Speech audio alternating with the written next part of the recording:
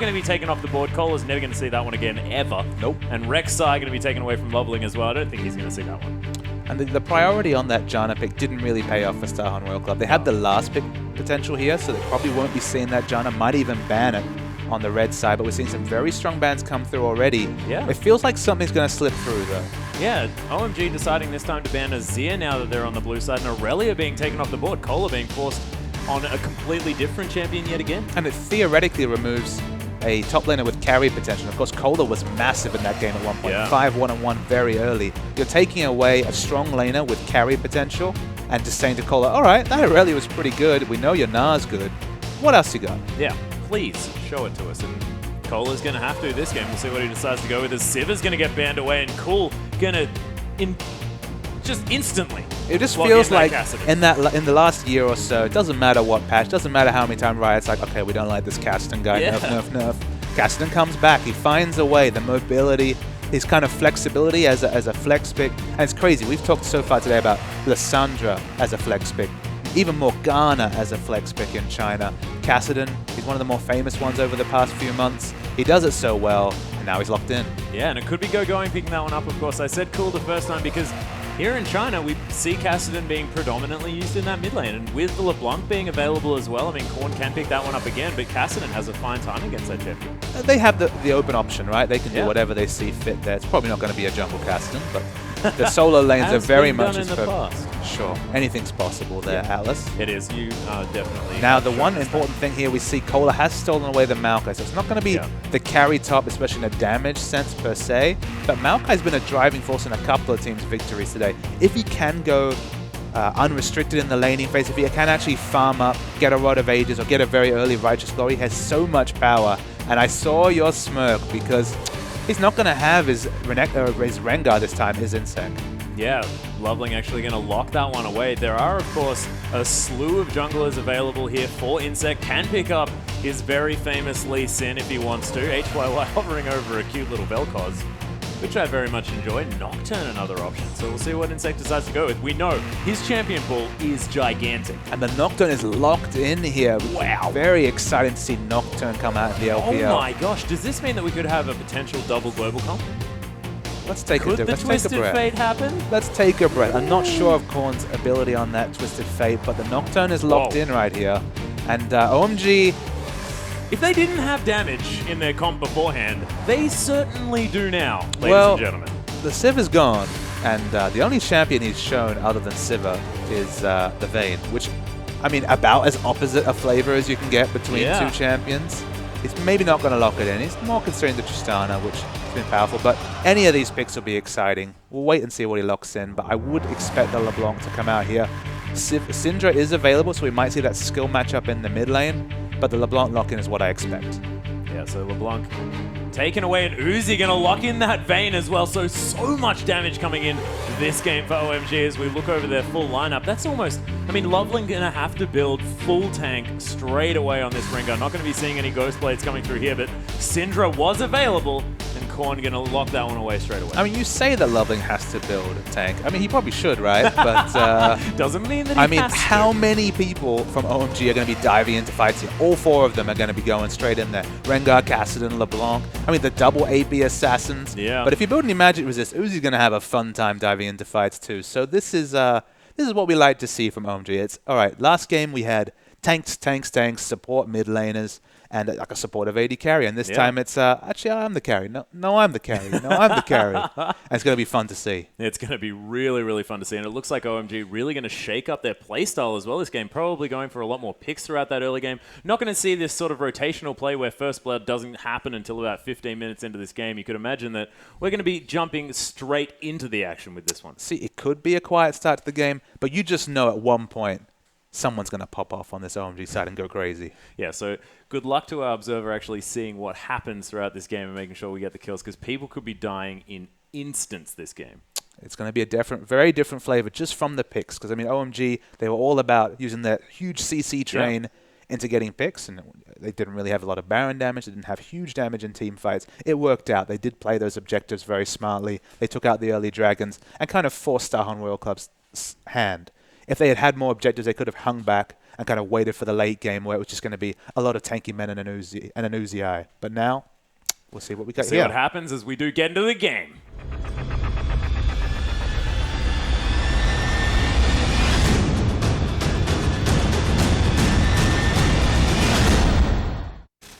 And welcome to the Rift, ladies and gentlemen. OMG now on our blue side, and Starhorn Royal Club trying to bounce back here on the red side. Cola picking away that Maokai from Go-Going in the last game, and this time Go-Going opting for a more damage-focused choice. So Janna got to, the third rotation of picks, which is almost unheard of in competitive League of Legends right now. But look at this answering support from Zero. He actually did decide to go with the Vel'Koz, which I sort of passed over, expecting that to not be locked in as the Distortion going to go over the wall. 2 auto attacks, cool. And as casters, we sometimes glaze over some of these more flavorful picks coming out from the enemy team. But if Zero knows anything, it's about laning as Janna. So maybe he has some good ideas about how to lane against Janna. I think we might even see a 2v1 here, just because maybe how do I know how much experience OMG have in a competitive setting against the Vel'Koz support? Yeah, and Vel'Koz with a lot of poke potential as well, and if you do manage to land all of his abilities, has so much raw damage power just based on levels that you do pick up on that champion. So we'll see whether Zero can use that to great effect, and we know Zero as a monster support player. And as usual, OMG get very aggressive wards down, and this time on the red side jungle from Starhorn Royal Club. They're still looking for the lane swap, but probably the big thing to me is they're not going to let Insect just farm up to level 6. He's going to have a struggle to get as many camps as he wants. Oh, yes, he is. We'll see whether they do manage to keep him down here. No focus is over on the other side, and it looks to me like Starhorn Royal Club wanting to start at their blue, where no members of OMG are working. Oh, Zero. That is not the place you want to be. Does get a W down across the members, but that's all he's going to be able to have as he falls down for first blood. Vel'Koz has a lot of things, but HP is not one of them. Nor mobility. No. So unfortunately, both of those sort of biting him in the butt there a little bit as he does fall down. And this red buff is going to go down early on as well. So if Loveling transitions to his own red buff straight away, you could see Insect possibly starting with only 1 buff this game. So the question I'll raise of Zero there is why choose to re-invade your own red side? We saw that that Insect was in position to take a camp at level 1, so it wasn't like he was fighting for that ward. He had to. He's seen the enemy team come through. He knew they had at least some wards out there, so it just seemed a bit reckless to re-invade the red buff, and he paid for it. Yeah, it looks like Insect is going to be able to find his way to the enemy red buff though, so a bit of vertical jungling going to go on, but Insect not going to fall too far behind. The classic 2v2 top lane situation. Yeah, this is going to come through, and this is something that they did learn by, Zero falling down there in the early game, is the fact that everyone was on that top side. So managing to get the laning situation that they want, bit of a silver lining there on that fairly obvious cloud, as Insect's going to be able to take away the red buff, as we were mentioning. Loveling as well, going down fairly low here in the jungle. He's going to be able to secure his red at the same time, as Low actually getting a lot of poke down onto these guys, and Uzi as well, managing to get a couple of shots. And it's HYY that's taking the punishment as well, and that is not what you want. And I'll speculate and say that this is a counter lane swap here just to get the 2v2 against Vayne. Usually don't want Vayne to get through laning phase unscathed. The last time we saw OMG play Vayne, Uzi actually backed with enough gold to pick up a Blade of the Ruin King straight up, so he went through a laning phase, skipped it basically in a 1v1 situation, and carried from there. So they wanted this 2v2, but the awkward thing is, although Corki's very favorable in a 2v2 versus Vayne, he was actually denied for the first wave or so of CS and experience. The one of the few times we've seen experience denial coming out in the LPL so far, because his support died. So he's actually on the back foot this whole laning phase, probably had to skill his Valkyrie at level 2, couldn't go for the damage trades. And Vayne, if she gets to a certain point of power in any lane, can really trade and win a lane. Yeah, not to mention the fact that, they just don't have the confidence as well after losing that first blood. So it would put you in a mental state where it makes it a little bit more difficult to assert the pressure. As we see HYY taking another auto attack from Low, who's playing very far up. Yeah, the only one boon is that you can say, well, at least Zero kept his flash. But if flash was down as well, you know that Lover will be all up in this top lane. Oh, yes, he will. At the moment, hanging out in this bottom lane, looking to try and keep Cola down here on this Maokai, of course, can become that tanky monster as demonstrated by Go-Going in our last match. See whether anything is going to come through. He's just going to back away from that bottom lane, as we have a nice Howling Gale landing onto HYY here as well, as Q's going to land onto Low, but... Oh, that's actually the flash into the Condemn there as well. The miss of the shot, but the heal being baited out, and HYY Valkyries to relative safety, but forced to back Uzi always aggressive. So I don't know what the pool was for the first overly aggressive move, but it was Uzi at 4.5 minutes, just going for that flasher. He smelt blood, thought he could get this lane snowballing in a massive way in the top lane. Didn't quite pull it up, but look at this CS advantage. 32-19 for a Vayne Corki lane. For Vayne to be in the ascendancy 13 CS. I mean, Uzi's used his flash, but Corki's going to have more than a little struggle in this top lane. He really is, and we know that tumble can be used to great effect to get out of stuff as well, but see where the Starhorn Royal Club can punish the use of that flash in a very aggressive way, or whether Uzi's just going to continue playing so far up in this lane. And Kassadin versus Maokai is a really interesting lane matchup just because both of them have mechanics that depend on the enemy's amount of spells used. Obviously, Maokai has some pretty short cooldown spells, so we might see the ability for Kassadin to use his Force Pulse E to clear waves. And then Maokai, of course, picks up the extra health with his passive there. So just a lot of tanky battling. And you have to kind of lean towards Kassadin getting a free lane as being a massive thing. Yeah, it's a really huge boon for going there in that bottom lane now. Although we are playing a little bit of Australian League of Legends here in China, just a bit of the down-under laning.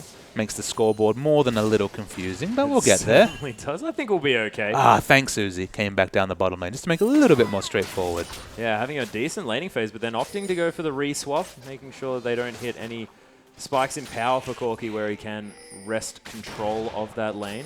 Well, it's one of those situations where now he can legitimately 1v1 the Corki. So even if they move Corki bottom, he'll be in the ascendancy in the lane, and if they don't, they've got all the dragon control. So for OMG, it's just a win-win. Yeah, and you could imagine that OMG probably wanting to swap this one up to get their members towards this bottom side. They've had so much control of the dragon in the past that would be definitely understandable if that's what they're looking for. Going now in this top lane, gonna get another free wave here, and Kassadin ahead in his lane as far as his opposite number is concerned, and really farming this one out well. Well, the hyper carries are going off this game between Vayne and Kassadin, which is a very scary thing if you're a Starhorn Royal Club fan. Yeah, it was beautifully cleared. I was almost a little bit tantalized by the amount of wave clear under that turret. Insect going to be clearing out this mid wave as well, as Zero trying to hit some skill shots onto Uzi, but that tumble making it very difficult. And Nocturne's one of those few champions where as a jungler you're kind of happy to go mid and clear waves. Not just that you have AoE wave clear between your Q and your passive, but look, you just want that level 6 and you want it as soon as possible. So if you soak up a few waves of experience, it's not like you're sacrificing any real lane pressure. You're a level 5 Nocturne. You're not going to really be ganking anyone. So it's a very standard move to go to mid lane, pick up some creeps, and now Insect hit 6. Yeah, see whether he can affect this map. Of course, needs to try and keep down all of the players of OMG, so you can imagine focusing a gank anywhere would be a good idea, but I think the bottom lane may be his focus this matchup just because of that Rift Walk and, of course, the distortion available for the other members. Wow, Loveling so low in his jungle. He legitimately has 0 health flashing on our monitor here, but calculated, of course, as any jungler will know. He's feeling a little bit happier now, even thinking about the blue buff. Goodness, actually going for that blue buff as well. Going to be very difficult for him to stay alive on this one. Probably needs Cool to do a fair bit of damage here. Maybe tank it out for him, which he's going to do. Chain's going to land. Loveling's going to head back to base, and Cool has a blue. So nicely done, nicely juggled by OMG members. And Loveling now looking to try and affect this map. Hasn't quite hit that. Has hit that level 6 now. So has the thrill of the hunt. So he can try and counter gank Insect. But that paranoia probably going to be a little bit more useful as far as getting you in when you want to. And when we first saw this matchup on the run sheet, it wasn't the OMG versus Starhorn Royal Club semi-final rematch that was really the boon. It was, man, won't it be exciting to see Uzi against Name, you know, the battle of those two highly regarded AD carries battling out in bot. We didn't know what to expect. Who would be the main advantage there as we see Insect kind of sauntering around mid. But the one thing you can say is look at this CS down bot. 20 CS is the advantage for Uzi over HYY. Yeah, that hasn't extended since they swapped the lanes, though, so HYY doing well as far as keeping up the same disadvantage that he had last time. So I think now having a little bit of a better time, you could say. It's a shame that we lose kind of that exciting matchup there, but it just means the return series, you know, when we see the next time these two teams meets in a best of two, should be really exciting. Yeah, we'll see whether Name can actually provide what Starhorn really need here. And it seems to me like HYY hasn't necessarily been as much of a negative point as he could have been otherwise. Of course, he was a bit untested, but we saw in their first win that he can certainly play up here with these players. He hasn't been vastly outclassed in his appearances so far on the Rift and the LPL. I mean, he hasn't looked like the hyper carry that Starhorn Royal Club have been defined by for so long. So it'll be interesting to see when Name does come back, will it be that hyper carry, protect the hyper carry flavor once again? I mean, we kind of saw a bit of a preview last game when Kohler was really going off on Aurelia. Was he able to carry the game out? No. Was it his fault? Probably not. But it does he is able to get himself into those favorable positions like a 5-1-1 Aurelia was in the previous game. Yeah. And the question they'll try and answer and what they'll try and learn before Name comes into the team is really what is the potential of these mid laners who are solid, but are they superstars? We'll see whether we get the answer anytime soon. We do have the Sheen coming through almost the phage as well here for HYY as he makes his way back to base, but it's going to be the Bilgewater Cutlass now completed for Uzi with almost that Blade of the Ruined King just around the corner, just 850 gold now as well. Insect with back to lane. Yeah, solo invade coming out here. Gets a nice deep ward down. They're thinking about the turret dive here, which on a Kassadin sounds like a very frustrating thing to do, but it does relieve some pressure from Rengar unless he picks the complete lane gank path. Yeah, both the mid laner and the jungler waiting to try and get going.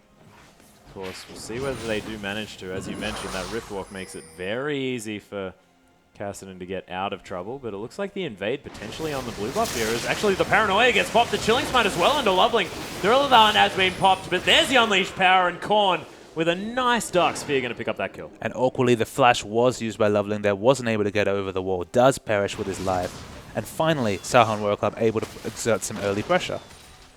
Yeah, nicely played. Picking up their own kill.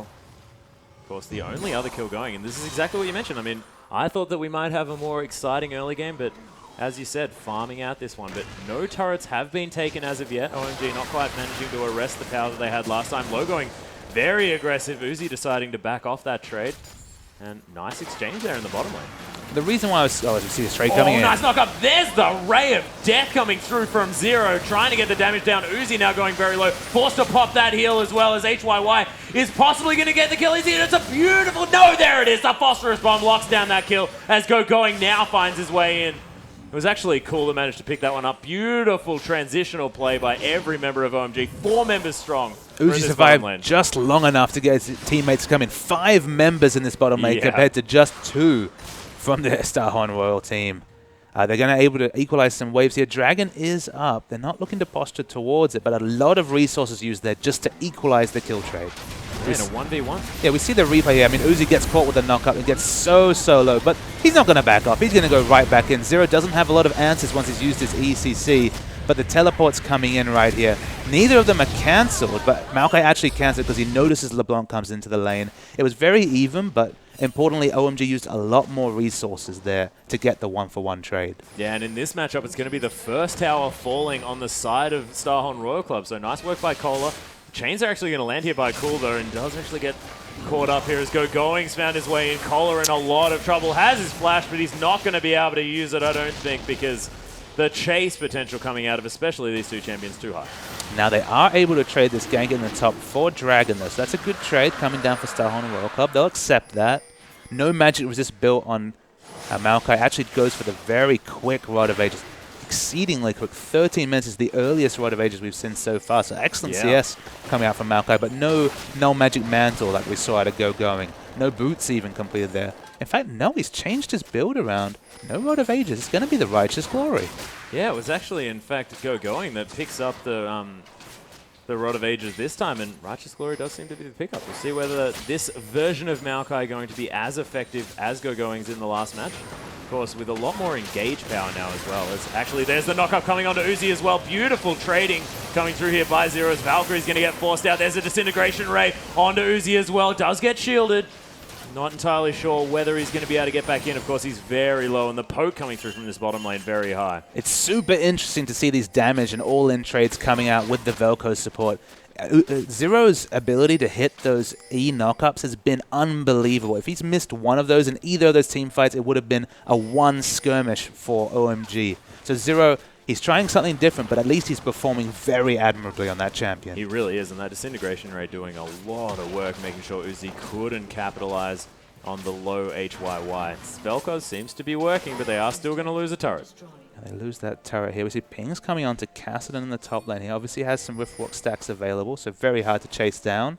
But Insect, he wants to keep trying to boss around this blue side of OMG. Yeah, we've got Cola here as well. They are going to be able to steal away this blue buff, it seems. Is Korn going to throw a ball at it? Ooh, Loveling's actually popped the Thrill of the Hunt there, though. They do manage to take the blue, but Korn does get a combo off.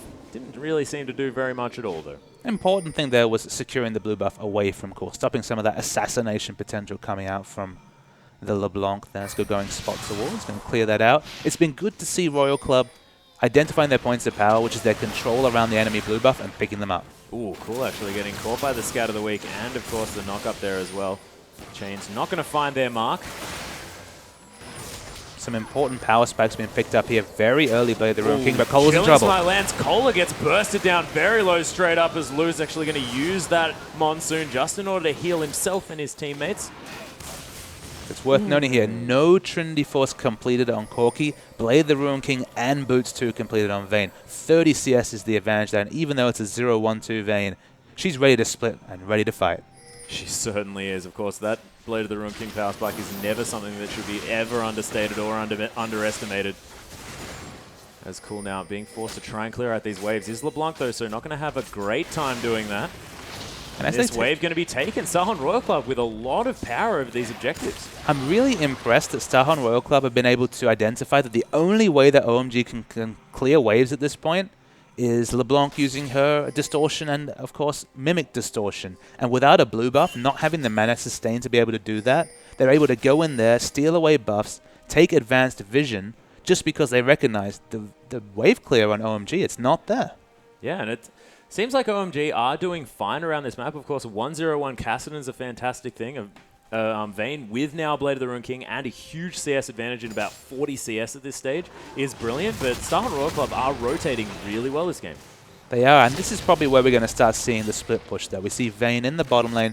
We're going to see Uzi pushing very aggressively here, looking for warding support. He's already got plenty of defensive wards aggressively put in towards that blue side for Starhorn Royal Club. And Corki, he's got a Trinity Force, but he has no answers for this Vayne right now. No, he doesn't. He's going to be able to try and pick up this wave here as the Gromp is going to get started by Uzi. You can see HYY playing very safe, not going to be looking aggressively for any fights here.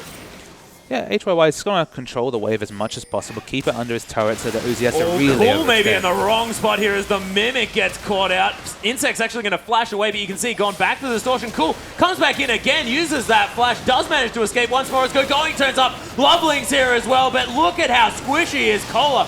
Finds his mark. That heal's not going to be enough as Going comes around. The Ignite's onto Korn here as well. He's going to fall down. Going's now a monster on this Kassadin. Cola as well, so low. Twisted advances to try and get onto Going, but there is the sigil of malice, and he's going to fall down to that one. So a messy fight, but 1-1 by OMG. I have no words to explain how good it was played by Cool there to stay alive. His use of his passive, his juking was unbelievable, and he even tops it off with a kill at the end.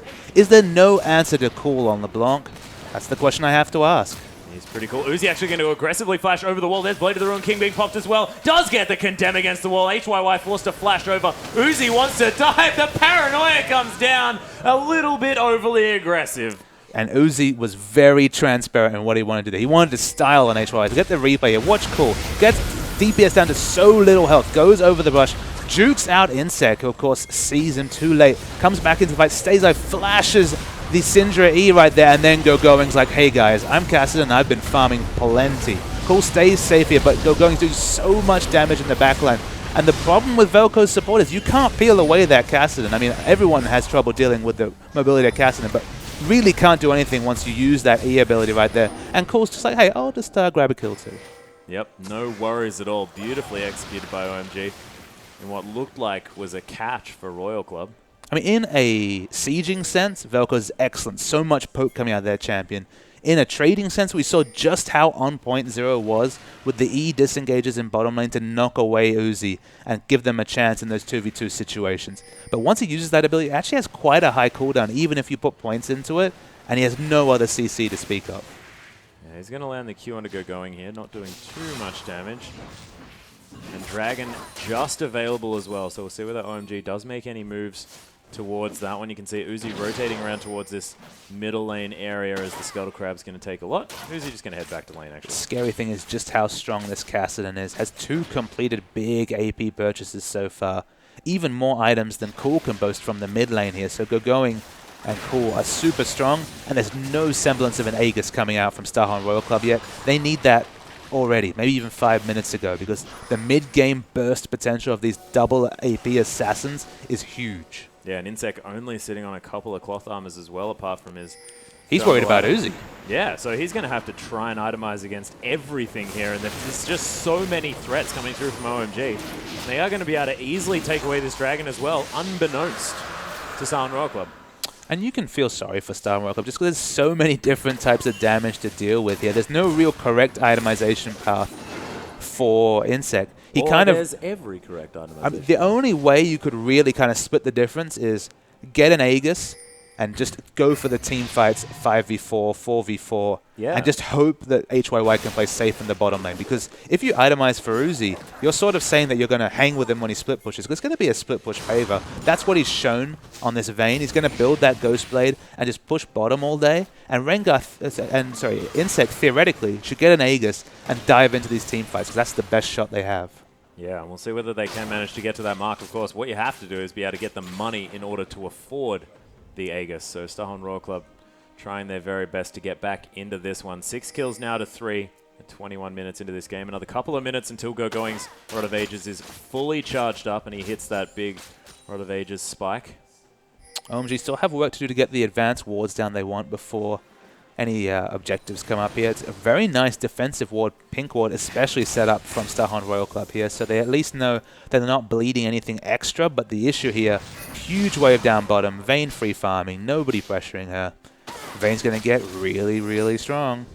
Yeah, and this is what happens when you have so many threats on the side of OMG. Everyone has to be answered, and of course, one's always going to fall through the cracks. So when you've got the likes of Going on Kassadin and Uzi on Vayne, I mean, who do you answer first?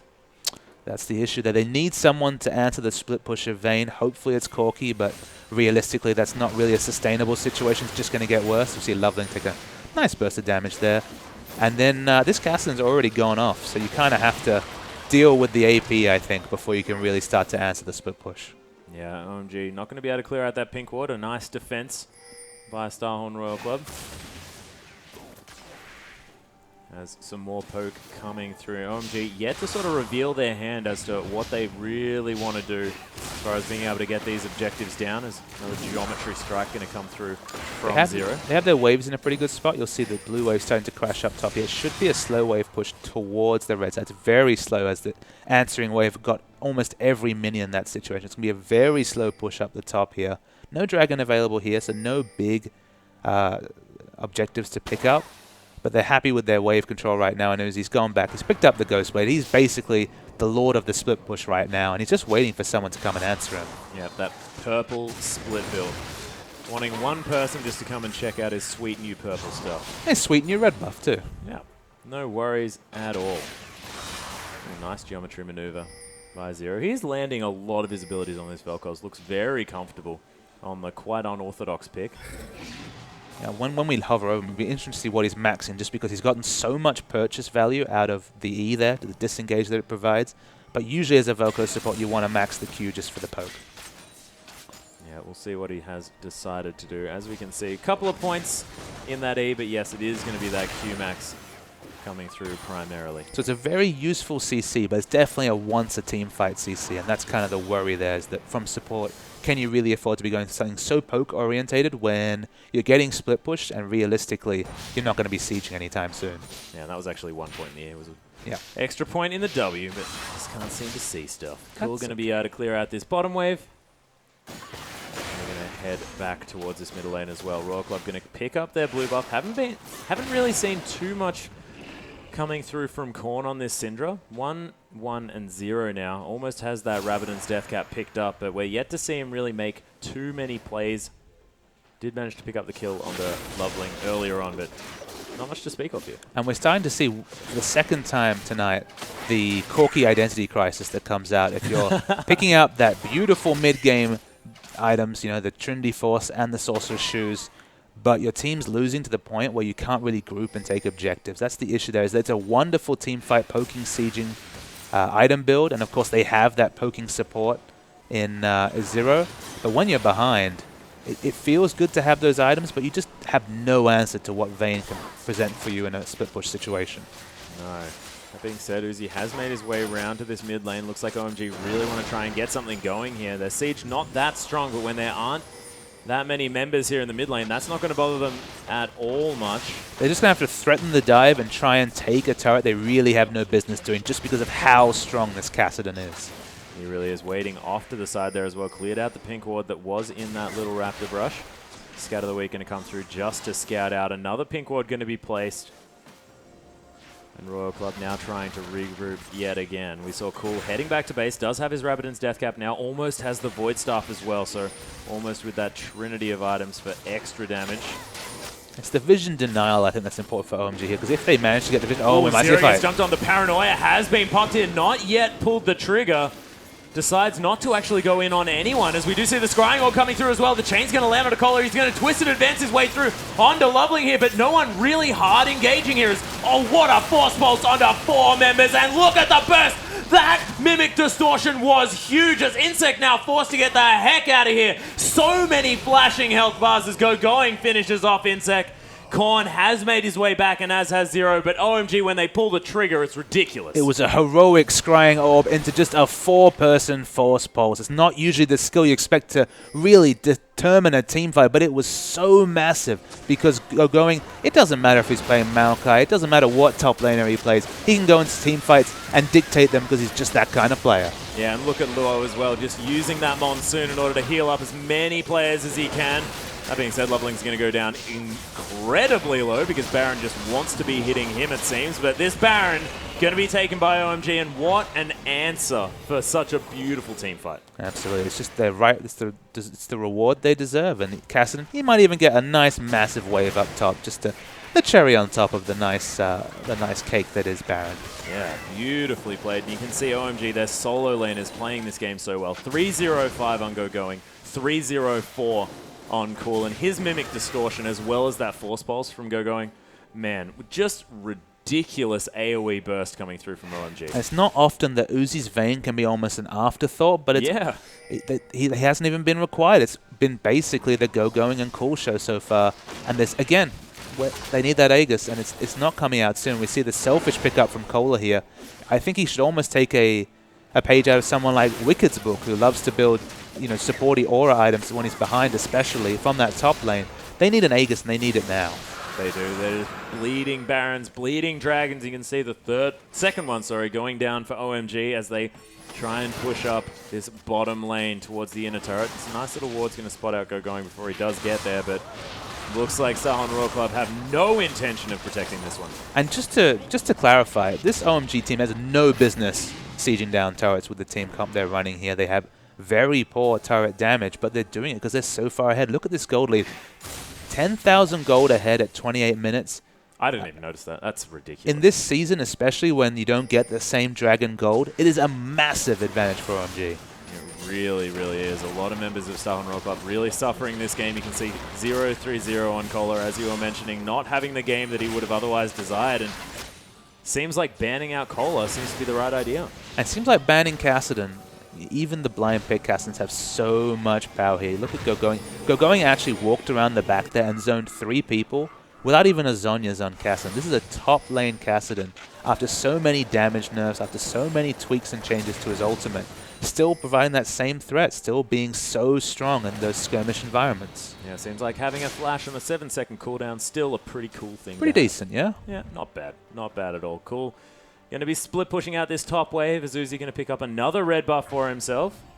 And look at what, unfortunately, HYY has been forced into here. He's had to supplement his Trinity Force Sorcerer shoes. As well, unfortunate. Yeah, it's one of those things where, with the amount of natural armor penetration Corki has, you only really want to do this against, say, maybe a Maokai Lee Sin, stacking Randuins and Frozen Heart situation here. There's not actually that much armor. There is respectable armor on the OMG side, but not enough to justify this purchase. This is probably just a situation of, well, this is the gold I have, and this is really all I can afford to build.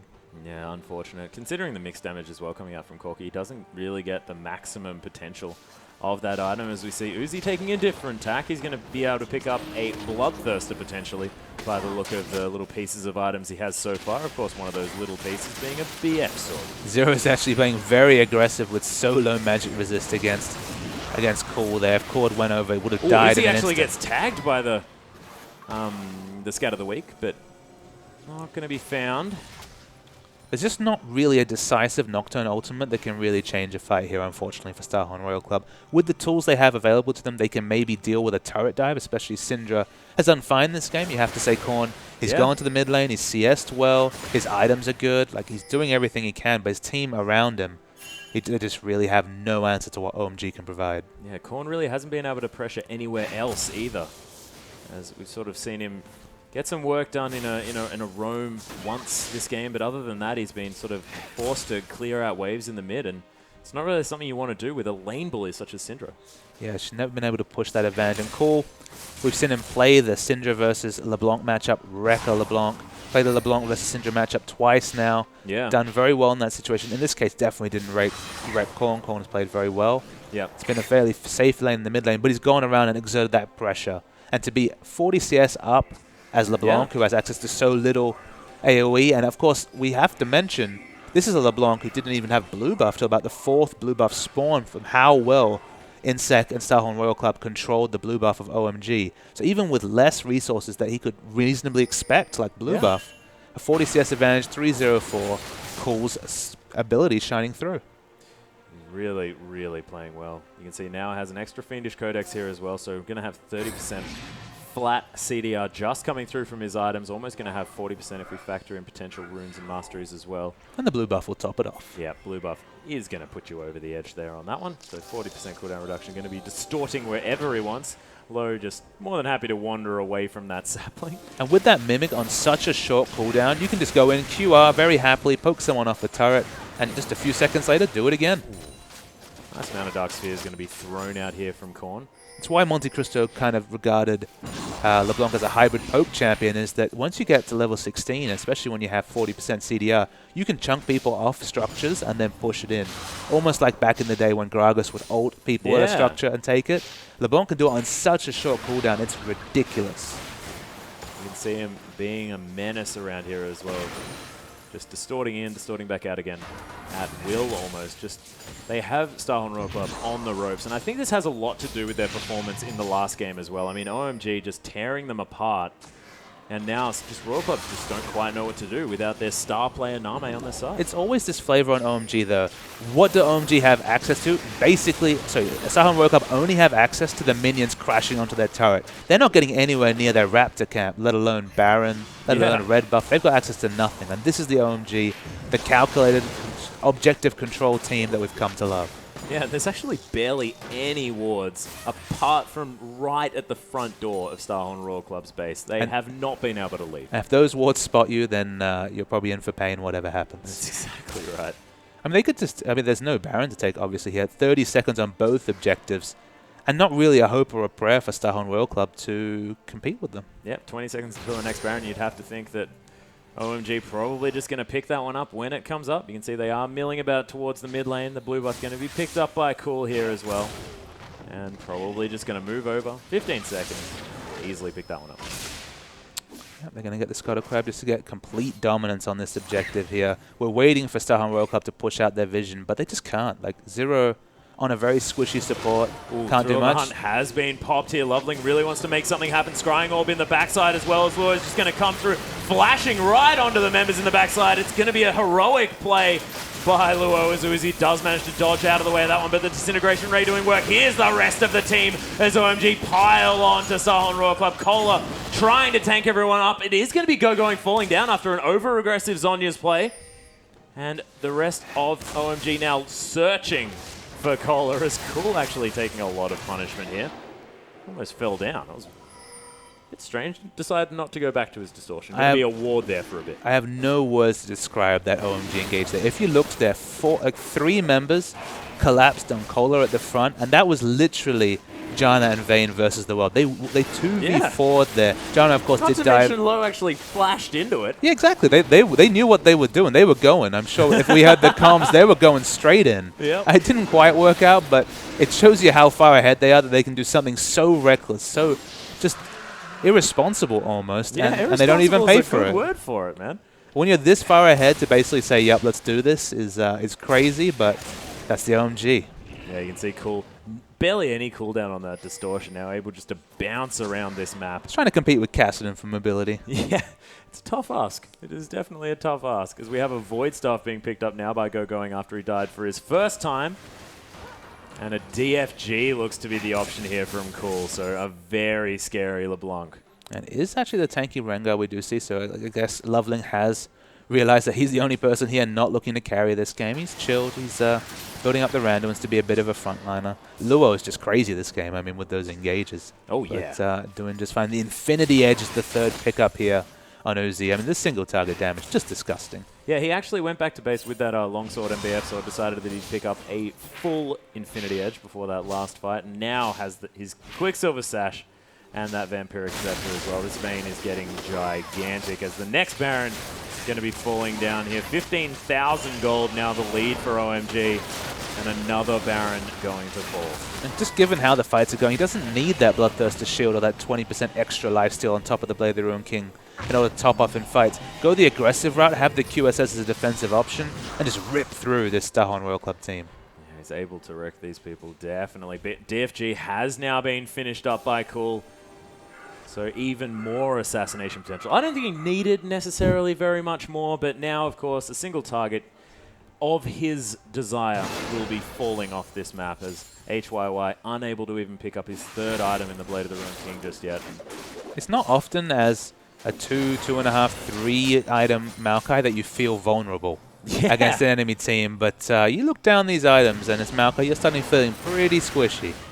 327 CS to 180 as Kohler just gets torn apart. Loveling going to launch his way in using that Thrill of the Hunt. Disintegration Ray onto the tankiest member. Probably not the best option. The Paranoia coming through, trying to re-engage this fight as Cool's found his way under the turret once more. 3 members just getting taken off the board straight away. The shutdown now coming through onto Korn, and OMG with a 4-for-1. And how often do we see this? 3 flashing members, as we see the Siege minions have to do all the work here, but 3 flashing members from OMG. So low, but their target focus, their damage, and just their communication, it always shines through. That was so cute. OMG just waiting for those cannon creeps that were just a little bit too big in their range in order to come and finish off that turret. First world problems. That certainly is first world problems. There's a flash from Cool.